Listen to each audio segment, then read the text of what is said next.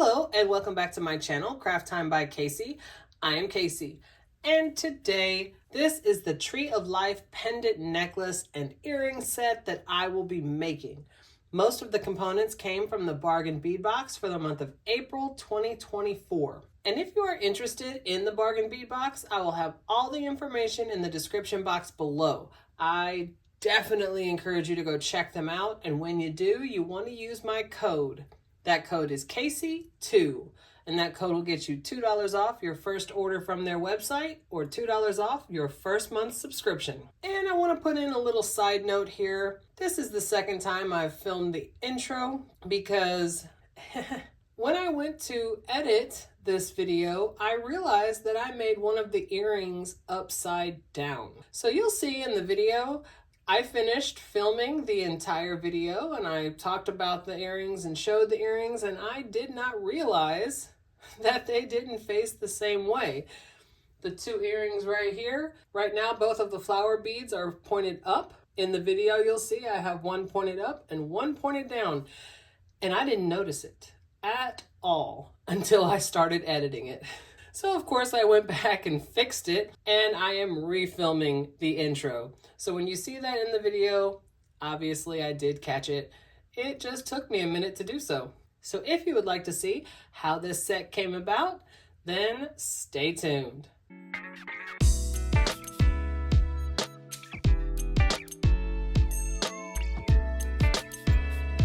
I'm going to start with the tools that I will be using. I have two sets of chain nose pliers, one set of cutters, one set of round nose pliers, one set of crimping pliers, and one set of industrial cutters. And I want to briefly mention my tool set. It is the Casual Comfort tool set, and as the name suggests, this is the most comfortable tool set that I have found. It is very high quality, very well made. And the biggest thing for me is the size. For whatever reason, a lot of times jewelry making tools are a little bit smaller like this, and they certainly function, but these just seem to be made for adult size hands. And you can see the grips are quite a bit larger as well.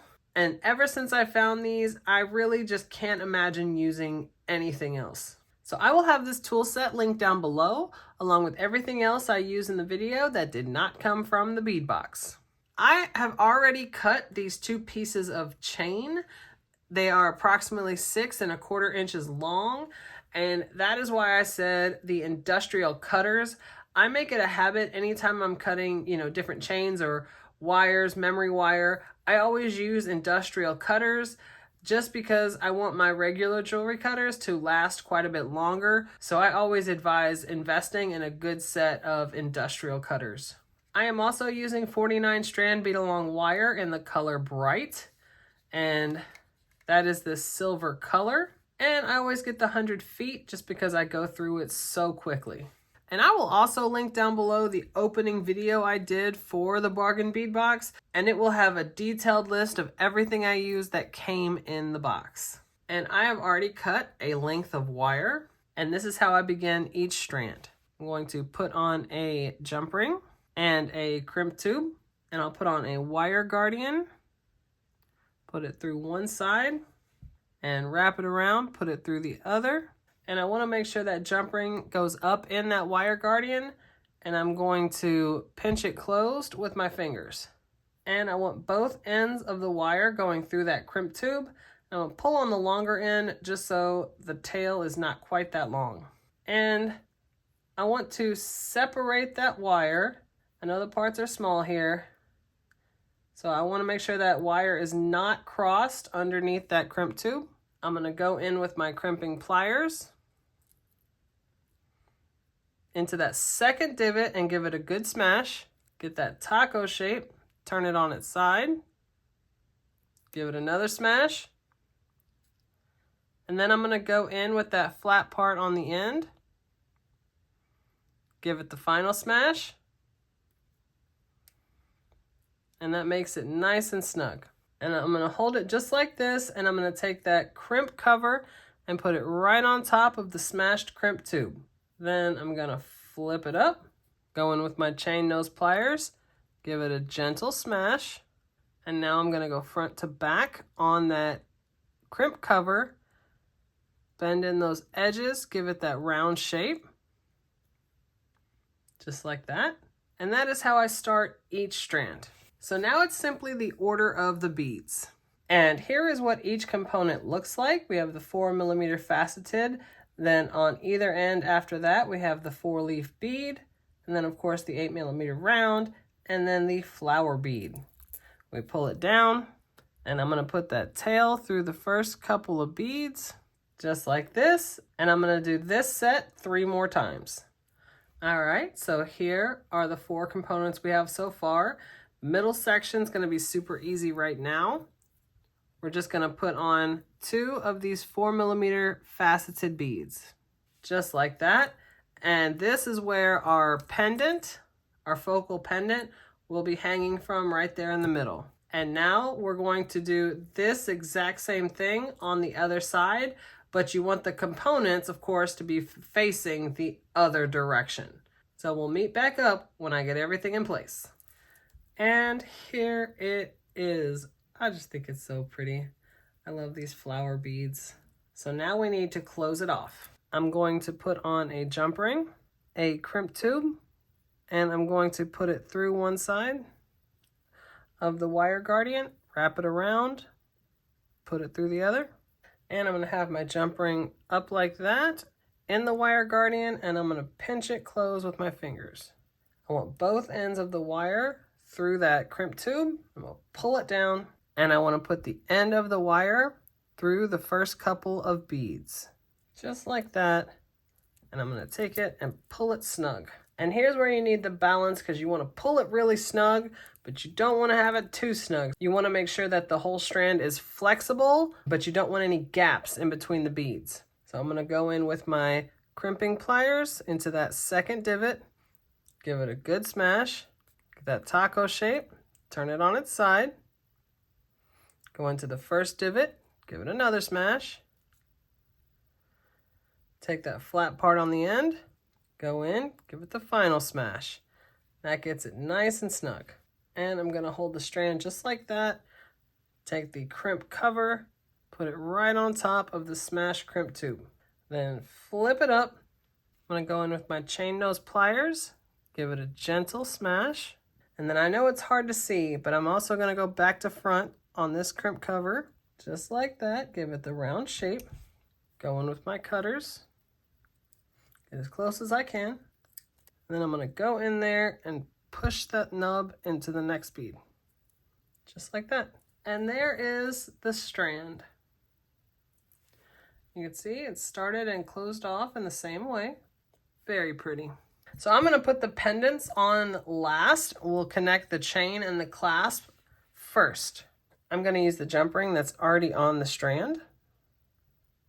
And open it. And take one length of the chain and put it there on the end.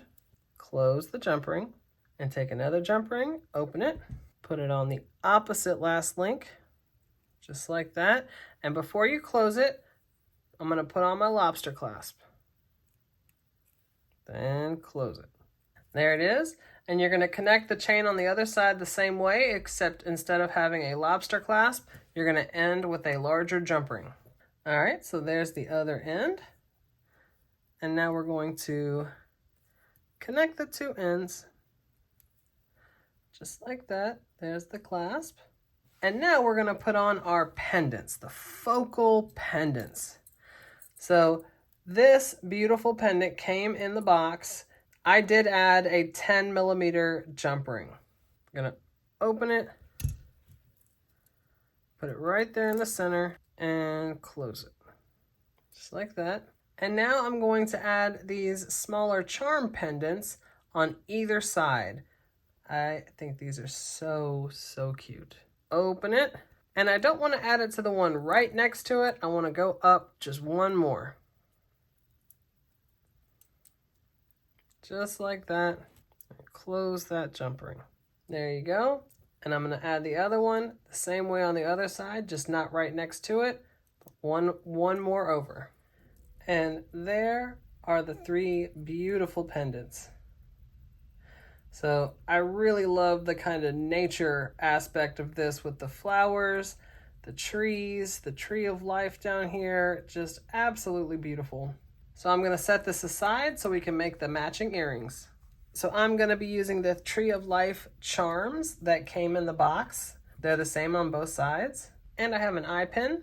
And the component on the pin is the same component that we used on the necklace. It's just one of them. So in order to get the loops facing the same direction, I'm going to line that up on my finger just like that. And hold that top loop. I'm going to go in with my round nose pliers. Just above that top bead, bend it